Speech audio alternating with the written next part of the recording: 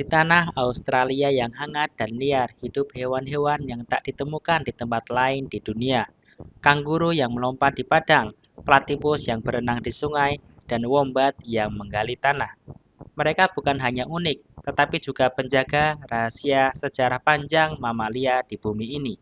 Dari mereka kita bisa menelusuri jejak kehidupan, mundur jutaan tahun ke belakang, menuju asal mula mamalia itu sendiri. Australia adalah musim hidup evolusi mamalia. Di sini hidup tiga kelompok besar mamalia. Pertama adalah monotremata, mamalia bertelur seperti platypus dan echidna. Yang kedua adalah marsupial, mamalia berkantung seperti kanguru dan koala. Dan yang ketiga adalah plasenta, seperti kelelawar atau tikus yang berasal dari pendatang luar. Ketiganya hidup berdampingan, seolah menjadi potongan hidup dari masa-masa berbeda sejarah evolusi. Tapi bagaimana mereka bisa datang sampai di sini? Untuk memahami itu, kita harus menelusuri waktu, jauh ke masa lalu ketika benua masih bersatu dalam satu daratan raksasa. Ratusan juta tahun lalu, Australia adalah bagian dari superkontinen Gondwana, bersamaan dengan Antartika, Afrika, dan Amerika Selatan. Saat Gondwana perlahan pecah, sebagian makhluk terisolasi, dan disinilah mamalia unik Australia berkembang, tanpa gangguan predator besar dari utara. Tapi bahkan sebelum Gondwana terbentuk, benih kehidupan mamalia sudah ada. Kita harus mundur lebih jauh ke zaman ketika seluruh benua masih bersatu, menjadi satu padu, yaitu Pangaea. Sekitar 250 juta tahun yang lalu, di masa Permian hingga Trias awal, daratan besar Pangaea dikuasai oleh reptil raksasa.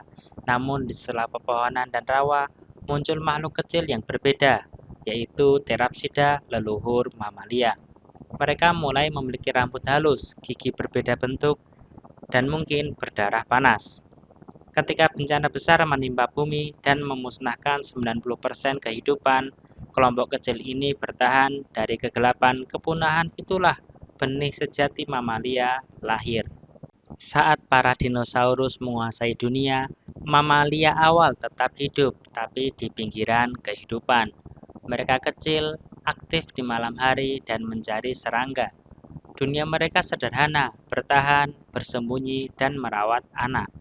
Di balik mata kecil yang waspada itu tersimpan kecerdasan dan kehangatan yang kelak akan menjadi ciri khas mamalia sejati.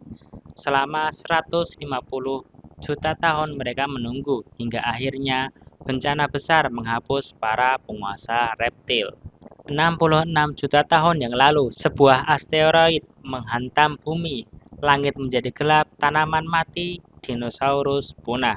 Namun, mamalia tetap bertahan. Mereka keluar dari persembunyian dan mulai menempati dunia baru.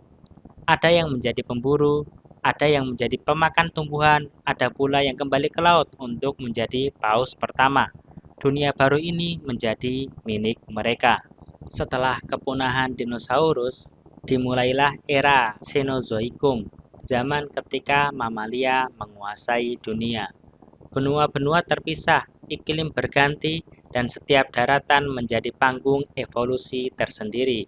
Di Afrika lahir gajah dan singa, di Amerika muncul bison dan serigala, dan di Australia terisolasi selama puluhan juta tahun. Lahirlah makhluk-makhluk aneh seperti kanguru, koala, dan platypus. Mereka adalah cabang-cabang kehidupan dari pohon besar yang sama, tumbuh dalam arah yang berbeda. Kini, ketika kita melihat kanguru melompat di padang rumput atau platypus menyelami sungai, sesungguhnya kita sedang menatap cermin masa lalu. Mereka adalah saksi hidup dari perjalanan mamalia selama lebih dari 200 juta tahun. Dari Pangaea yang menyatu ke Gondwana yang terbelah hingga Australia modern yang damai.